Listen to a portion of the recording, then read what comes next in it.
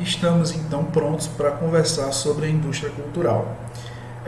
A indústria cultural e a cultura de massas, esses termos, né, estão bastante ligados.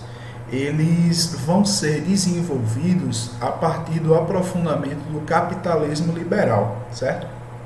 Muito recentemente, no final do século XIX, com aprofundamento no início do século XX, certo? E vai ser barrado só com a Primeira e a Segunda Guerra Mundial, a crise 29, mas esse não é um assunto para agora. Então, gente, a indústria cultural ela aparece junto com o capitalismo, é isso que tem que ficar claro para vocês, certo? E ela é justamente a produção e disseminação de produtos culturais a serem consumidos por um grande número de pessoas. Olha que interessante, o capitalismo ele vai permitir, certo?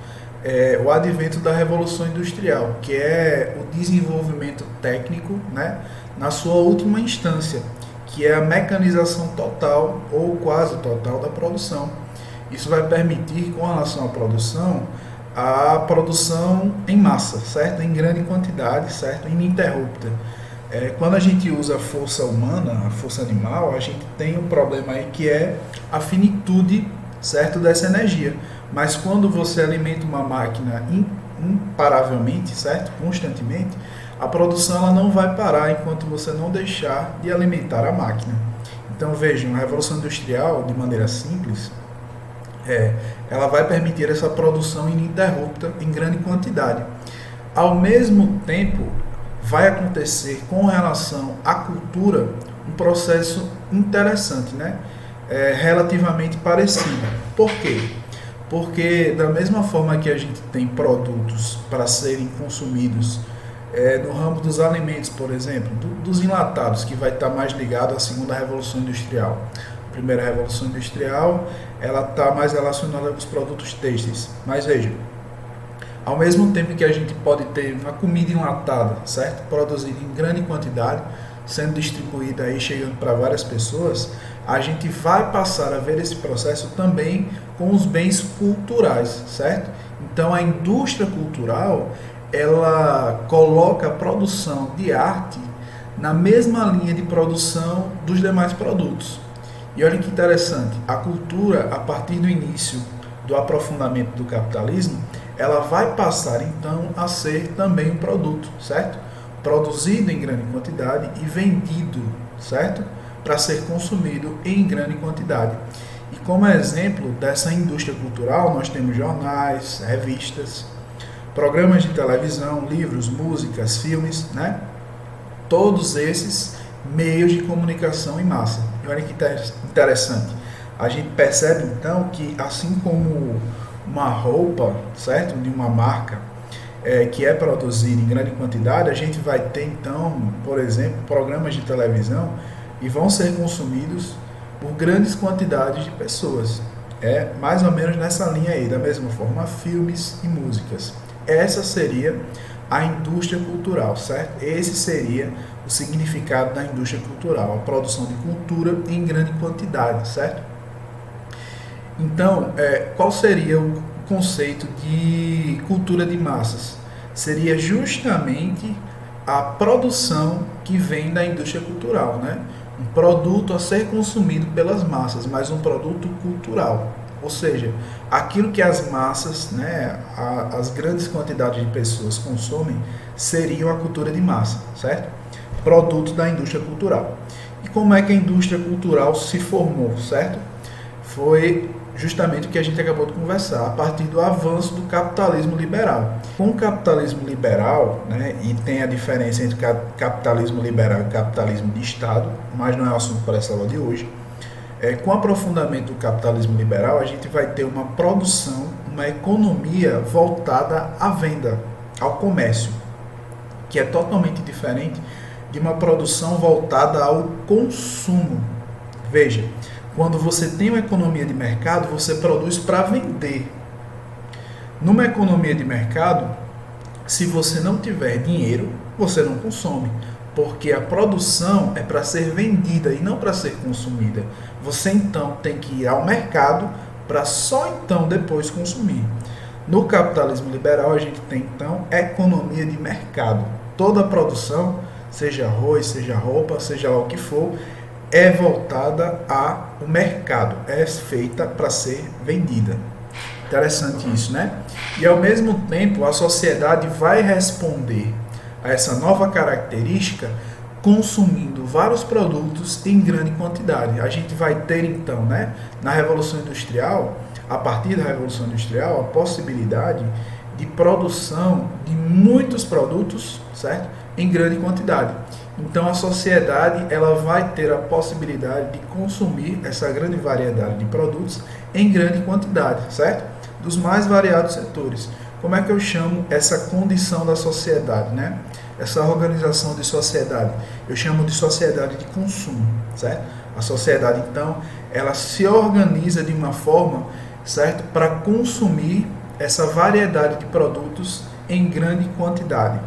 Temos então aí a economia de mercado e a sociedade de consumo. Isso tem que ficar claro para vocês. Por quê? Porque a gente só entende as características da indústria cultural se a gente entender esses dois conceitos. Então, vamos para frente com esses dois conceitos aí, certo? Economia de mercado e sociedade de consumo. Quais seriam então as características da indústria cultural, certo? Desenvolvendo o pensamento. Poxa, como é que eu vejo a cultura, como é que eu vejo a arte dentro da indústria cultural? Primeiro, a produção artística, historicamente, ela não era comercializável. O que era comercializável? A produção artesanal, a produção de roupas, a produção de alimentos, digamos, a produção de ferramentas, de utensílios e por aí vai. A arte em si, ela nunca havia sido alvo de vendas, mas é justamente esse o significado da indústria cultural. A arte, ela vai lentamente passar para o campo do comércio. Então a arte, que era a expressão de si, e eu já estou adiantando aí, né, os pontos para vocês, a arte que era a expressão do artista, né, uma autoexpressão, uma determinação, algo que vem de dentro do artista, né, para o povo, centrada na apresentação, centrado no ser artista, vai ser voltada agora, essa expressão, para ser vendida. Vejam que há uma mudança aí de esfera da arte. A arte que era expressão passa a ser produto a ser comercializado. É justamente aí que a gente encontra o significado da indústria cultural. E que significado é esse? É a coisificação dos bens culturais, que agora podem ser vendidos, comprados. Percebem? A gente vai ter então a adaptação da produção dos bens culturais, seja a música, seja o teatro, seja o que for, para serem vendidos sempre que fosse produzir então, certo? Esses bens culturais, a gente vai ter que primeiro refletir sobre a rentabilidade desse produto que vai ser feito. Tem que sempre se pensar se esse produto ele vai render muitas vendas e, portanto, gerar lucro. A arte, então, ela fica submetida às ondas e limitações do capital. Ela deixa de ser uma expressão autônoma do artista e passa a ser expressão para a venda do artista. Vejam que o artista agora ele produz e não tem mais, né, o seu produto cultural. O produto cultural é da sociedade de consumo que consome esse produto, né? A música, depois de publicada, depois de vendida, ela vai ser reproduzida em diversas plataformas, certo? E praticamente ela não pertence mais ao artista. Obviamente, atualmente ele vai receber direitos culturais, né? Direitos autorais, perdão. Mas vejam, a música ela vai ser reproduzida, ele estando lá ou não, certo? Ele passa a ser alienado do seu próprio produto. Ele faz a música e a música praticamente não pertence mais, certo?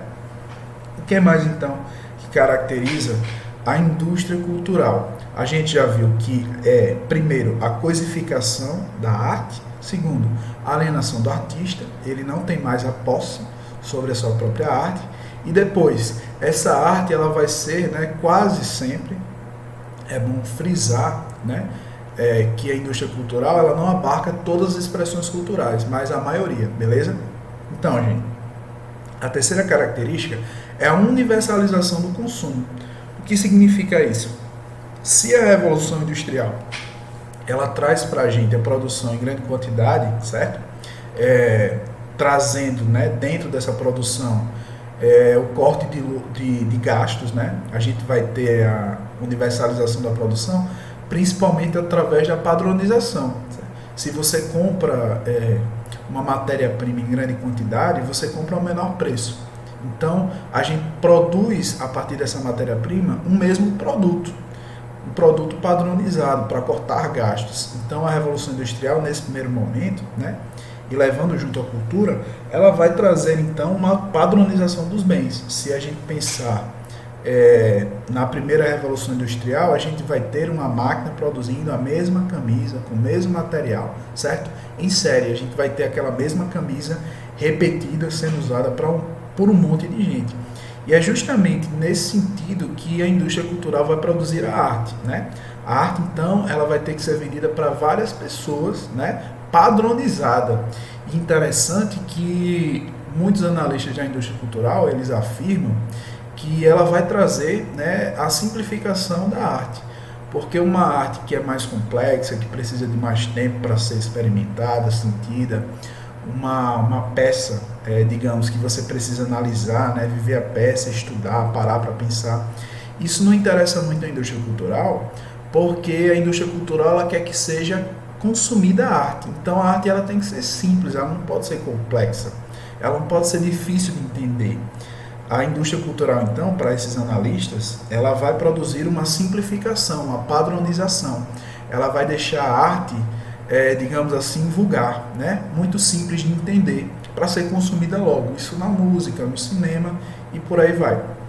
E por último, os críticos, né, da indústria cultural, os que afirmam que a indústria cultural traz características ruins para a nossa sociabilidade, eles afirmam, por último, que nós, né, pessoas, nos tornamos na sociedade de consumo consumidores, né, que vamos de acordo com a propaganda. Então, se a propaganda ela traz o nosso apelo para aquele ou aquele outro produto, a gente vai de acordo com esse apelo, né, consumindo esse produto sem refletir muito sobre ele, né, obedecendo justamente à propaganda, aos apelos da propaganda, né, aquilo que chama mais a nossa atenção, aquilo que nos deixa mais impactados, aquele produto, aquele outro que, digamos, tem mais efeitos especiais e por aí vai, né? Os críticos da indústria cultural, eles vão dizer que a alienação ela acontece do artista e acontece também, né, com nós consumidores. Olha que interessante. Vamos para frente.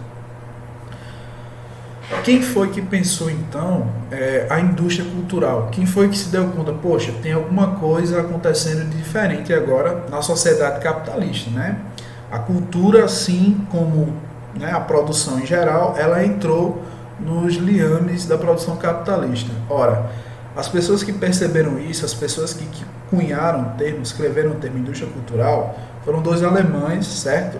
Vocês estão vendo aí na tela o Theodor Adorno e o Max Horkheimer, da escola de Frankfurt, né?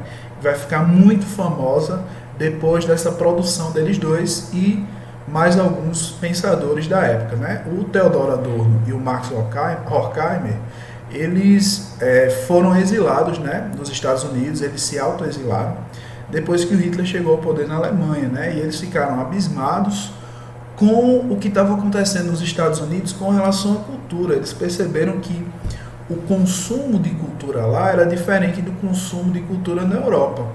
E o que estava acontecendo nos Estados Unidos era justamente a cultura de massas, né? A indústria cultural, né? A música sendo produzida para ser consumida por muitas pessoas, com pouco tempo para parar para pensar, para degustar a música. Eles só queriam trabalhar e naquele determinado momento escutar a música, ver um filme, né? O cinema estava aparecendo para o mundo naquela época, né? Os filmes, eles eram então para serem consumidos, né? Para darem gargalhadas, na medida do possível, efeitos especiais, né? Para chamar a atenção e para desanuviar, para relaxar, mas nunca para gerar reflexão, nunca para ter profundidade. E eles perceberam, poxa, isso que está acontecendo com a cultura agora no capitalismo é algo diferente. E é aí que vem o termo indústria cultural, certo? Essa indústria que seria, né, produtora de uma arte degenerada, vulgar, né? O que a gente já havia conversado.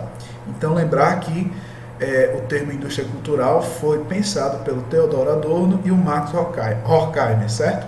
da Escola de Frankfurt, na Alemanha. Quais são as críticas, então, à ideia de indústria cultural, certo? Que a gente consegue encontrar, né, depois dessa defesa de que existia uma indústria cultural, depois desses estudos, muitas pessoas vão passar a criticar esse pensamento, né, com toda a razão, né, porque o pensamento científico ele tem que ser criticado, né? O que a gente não pode criticar, não há espaço de crítica, são outros espaços, né, que a gente conhece bem. Então, gente, as críticas à indústria cultural. Primeiro, que ela trazia, né, uma democratização, ao contrário do que o Adorno e o Horkheimer defendiam, ela na verdade permitia que a cultura chegasse, né, a um grande número de pessoas, e isso, por sinal, poderia ser considerado uma coisa boa, né? E a gente pode pensar com certeza que sim, muitas pessoas consomem muitos produtos culturais hoje, né, da indústria cultural. Veja um ponto forte aí de crítica. O que mais? Pela produção e consumos diversificados, existe espaço para autonomia e individualismo. Como assim? Ora, se eu tenho muita produção, certo? Apesar dessa produção, apesar, sei lá, do sertanejo, ele ser produzido para ser consumido por muitas pessoas, eu posso escolher não escutar sertanejo e escutar forró, mas eu ainda estou dentro da indústria cultural. Mesmo assim, eu estou tendo um espaçozinho de autonomia, certo? Essa era mais uma crítica que foi feita ao Adorno e ao Horkheimer, porque eles afirmavam, de uma certa maneira, que a gente não conseguiria escolher, a gente só ia de acordo com o apelo, né? E aí a gente tem um espaço aí para concordância com Adorno e o Horkheimer ou concordância com os críticos dele. Terceira crítica, né, geral. A indústria cultural ela tende a unificar as nacionalidades e as classes sociais. Como assim, né? Qual seria esse ponto positivo, então, da indústria cultural? As produções culturais nacionais, por exemplo, do Brasil, né, não com grande frequência elas vão chegar, certo, nos Estados Unidos, em países da Europa, em países da Ásia, né, os países orientais, e ao mesmo tempo produtos de lá vão chegar aqui. A gente vai ter, então, essa unificação, certo, de consumo de bens culturais, né? Mas a gente vai conversar melhor sobre isso daqui a pouco. Um segundo ponto importante seriam justamente as classes sociais. Por exemplo, essa unificação de classes sociais. A produção da indústria cultural ela vai fazer com que, por exemplo, a cultura popular, né, ela chegue a ser ouvida, ela chegue a ser assistida pelas culturas superiores, né, que dentro da cadeia de organização social estão no estrato social melhor posicionado, né? Vamos dar um exemplo claro disso. O samba, vamos colocar assim, ele foi produzido, ele é produto popular, né, do início da década de 20 no Brasil, mas ele vai chegar a ser escutado através da indústria cultural por todo brasileiro. Ao mesmo tempo, a gente tem, né, a gente vai ter produtos culturais ditos eruditos, das classes de cima, chegando, sendo apropriados pelas classes inferiores, né? A indústria cultural ela vai trazer, então, essa possibilidade de diálogo entre as classes, né? A gente pode criticar isso aí bastante, né? Porque a gente sabe quem é que consome mais, né?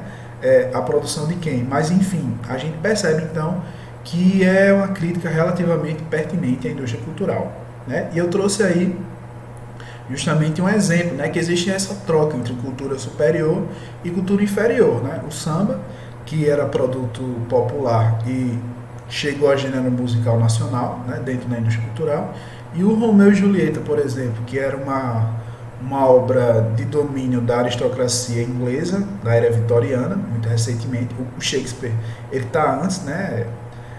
Romeu e Julieta vai virar um clássico depois que ele morre, muitos anos depois, né? Uma cultura erudita, os livros do Shakespeare, e hoje todo mundo conhece Romeu e Julieta, sai em música, sai em peça, sai em televisão, né? A gente vai ter então essas trocas, né? Do popular indo para o erudito e do erudito indo para o popular. Qual é a conclusão que eu trago para vocês então, né? Que somos todos consumidores dos vários bens da cultura e massa, né? Da indústria cultural.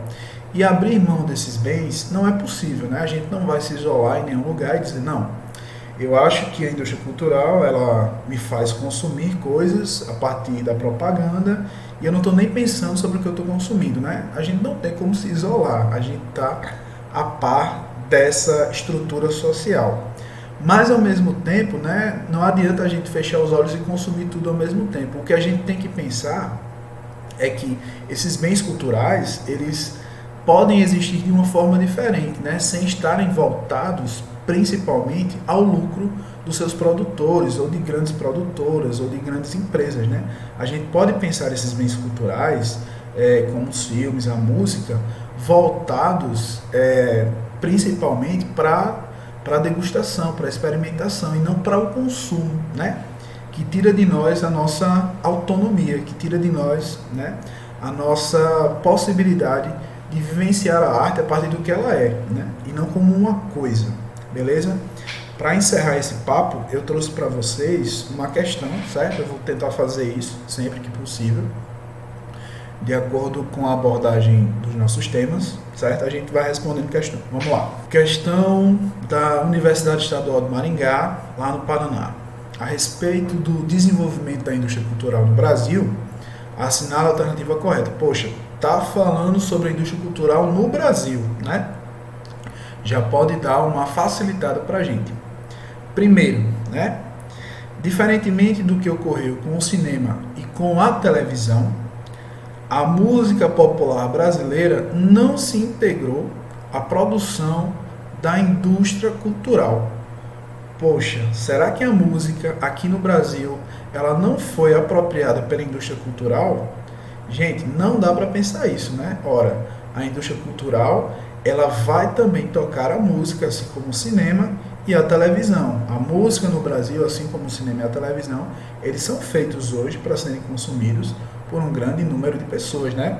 Não dá para pensar essa uma aí como verdadeira, né? A gente já tem que colocar aí o falso. Deixa eu ver se eu tenho aqui a ferramentazinha para colocar para vocês. Tem, ó. Gente, agora sim, não julguem a minha letra, hein? Nossa, que coisa feia. Será que eu encontro uma borracha aqui? Não encontrei, vai ficar assim mesmo, hein, gente? É isso. Vamos lá para 2. Entre os anos de 1930 e 1950, o rádio atingiu elevados índices de audiência. Olha aí, indústria cultural. Principalmente com os programas de auditório e com as radionovelas. Poxa, se eu sei que a indústria cultural ela é feita, né, voltada para o grande consumo, e eu sei que o capitalismo liberal ele se aprofundou no final do século XIX, e a questão aqui no está dando século XX, eu já sei que a indústria cultural ela já estava a pleno vapor nessa época aqui que a alternativa está colocando, né? Então vale até a gente reler. Entre esses anos aí, o rádio atingiu elevados índices de audiência. É muito provável, né? Professor, me dê um exemplo. Ora, o Getúlio Vargas, né, que chegou ao poder em 1930 com um golpe. Ele vai utilizar do rádio para poder falar com o trabalhador, né, para o trabalhador, né, das suas ações voltadas ao trabalho. Ele vai ter então esse relacionamento aí, e a propaganda do Getúlio Vargas do seu próprio governo, ela vai se dar através do rádio, certo?